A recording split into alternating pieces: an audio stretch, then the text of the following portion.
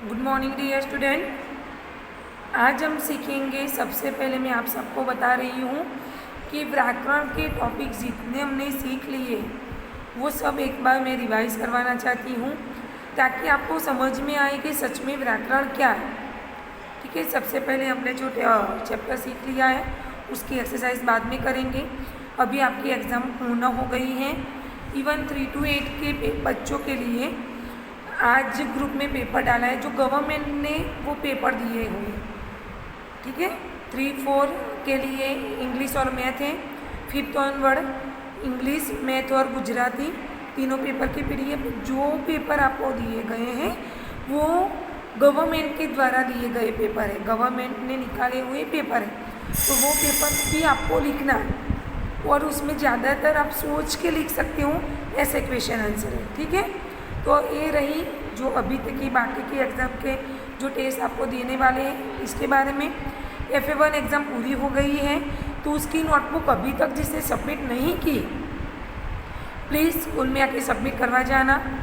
इसके बाद सबसे पहले मैंने जो एग्ज़ाम में आपको ग्रामर के क्वेश्चन आंसर पूछे थे, एग्जाम्पल अभी बोल रही हूँ। विलोम शब्द यानी अपोजिट वर्ड, पर्यायवाची शब्द यानी एक जैसे वर्ड, और वर्ण को जोड़कर शब्द बनाओ। तो जो वर्ण को जोड़कर यानी जैसे क प्लस प प्लस इजिकल टू क, मात्रा को जोड़कर शब्द बनाओ यानी कि स प्लस बड़ा उ की मात्रा प्लस र प्लस ज, सूरज। ये हुआ मात्रा को जोड़कर शब्द बनाओ। और मैंने पूछा था वर्ण विच्छेद। वर्ण विच्छेद यानी कि जैसे कि हम उसको जोड़कर जो बनाते हैं, वर्ण विच्छेद में पूरा उसको अलग करना होता है। जैसे कि मैंने पूछा गुलाब, तो ग प्लस उ की मात्रा प्लस ल प्लस आ प्लस ब, तो ब प्लस अ, पूरा उसको अलग करना होता है, वो होता है वर्ण विच्छेद। ठीक है, फिर से बता रही हूँ। किताब तो क्या होगा, क प्लस छोटी ई प्लस ब प्लस आ ब प्लस अ, पूरे स्वर व्यंजन को अलग करना होता है, वो वर्ण विच्छेद कहा जाता है। इसके बाद मैंने 3/4 में ऐसा पूछा था कि गिनती लिखो। तो जो गिनती लिखो ऐसा बोला गया था, तो मैंने सबसे पहले आपको इवन वीडियो में भी बताया था कि मैं इंग्लिश में अंक लिखूं तो उसका आपको हिंदी में अंक लिखना है। हिंदी में अंक यानी 100 100, तो 100 हिंदी अंक लिखना है, 9 अंक को शब्द में। यहाँ तक मैंने आपको ऐसा बताया था कि अगर मैं आपको ऐसा बोलूँ कि अंक को शब्द में लिखो तो वो आपको शब्द में लिखना था, स्पेलिंग लिखनी थी। लेकिन कई बच्चों ने वर्ण विच्छेद में भी अलग किया है और कई बच्चों ने गिनती में शब्द लिखा है। तो मैंने रॉन्ग ही दिया है बेटा, क्योंकि मैंने जो क्वेश्चन पूछा है ऑलरेडी मैंने आपको वीडियो में बता दिया था। ओके, तो अभी आगे की जो भी एग्ज़ाम हो उसमें आप ध्यान रखना। ठीक है, तो इतना मैं समझा रही हूँ कि ग्रामर टॉपिक सबसे पहले मैं बता रही हूँ। स्वर व्यंजन हमने सीख लिया, इसके बाद आती है स्वर की मात्रा, और जब 12 कड़ी बनती है तो स्वर की मात्राएँ पूरी व्यंजन में आकर क्या बनती है, 12 कड़ी बनती है। जैसे कि क, का, की, कु, कु, क्रू, के, कई, को, कौ, कम, कह। ठीक है, और जब भी हम स्वर बोलते हैं तो आ, ई, उसमें किसी की ज़रूरत नहीं पड़ती। लेकिन जब हम व्यंजन बोलते हैं तो व्यंजन में स्वर की ज़रूरत पड़ती है। जैसे कि क, ख, तो गले में से स्वर निकलता है। ठीक है, इसी प्रकार तो जब भी हम, इसके बाद होती है मात्राओं को छोड़कर शब्द बनाओ, तो सारी मात्राएं लगती हैं। वर्ण विच्छेद, इस सारे टॉपिक्स हमने पहले देख लिए। ठीक है, फिर भी आज अभी बता रही हूँ कि जैसे कि भाषा के मुख्य कितने प्रकार हैं, 3 प्रकार हैं। मौखिक भाषा, लिखित भाषा, सांकेतिक भाषा। लेकिन ज़्यादातर हम मौखिक भाषा और लिखित भाषा का उपयोग करते हैं। इसके बाद है वर्ण विच्छेद, स्वर व्यंजन। ओके, इसके बाद स्वर व्यंजन कैसे बनते हैं इसके बाद उसके शब्द बनते हैं 2 वर्ण के शब्द, 3 वर्ण के शब्द, 4 वर्ण के शब्द। तो जैसे बनते हैं वर्णों को छोड़कर शब्द बनाओ, बाद में बनते हैं मात्रा को छोड़कर शब्द बनाओ और वर्ण विच्छेद करो। ठीक है, तो ये सारा हमने सीख लिया है। पहले भी वीडियो मैंने भेज लिया है, समझ में ना आए तो आप फिर से मुझे पूछ सकते हो। ठीक है, इसके बाद आज मैं आपको जो सिखाने वाली हूँ समानार्थी शब्द, विलोम शब्द, अपोजिट वर्ड, वो सारे हम सबको पता है। फिर से बता रही हूँ ताकि आपको समझ में आ सके। ओके, तो शब्द भंडार यानी पर्यायवाची शब्द किसे कहेंगे? मेरा पुत्र बहुत चतुर है, हाँ तुम्हारा बेटा बहुत बुद्धिमान है। जो शब्द समान अर्थ बताते हैं उन्हें पर्यायवाची या समानार्थी शब्द कहते हैं। यहाँ पुत्र के लिए बेटा एवं चतुर के लिए बुद्धिमान शब्द का उपयोग किया गया है।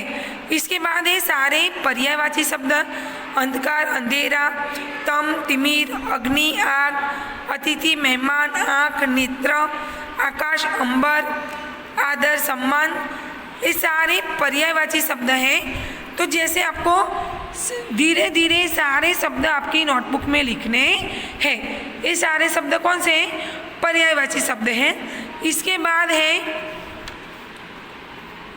विलोम शब्द। तो विलोम शब्द किसे कहेंगे? सूर्य पूर्व दिशा में उदय होता है और पश्चिम में अस्त होता है। आपने देखा पूर्व शब्द पश्चिम का तथा उदय शब्द अस्त का विपरीत अर्थ यानी विलोम शब्द है।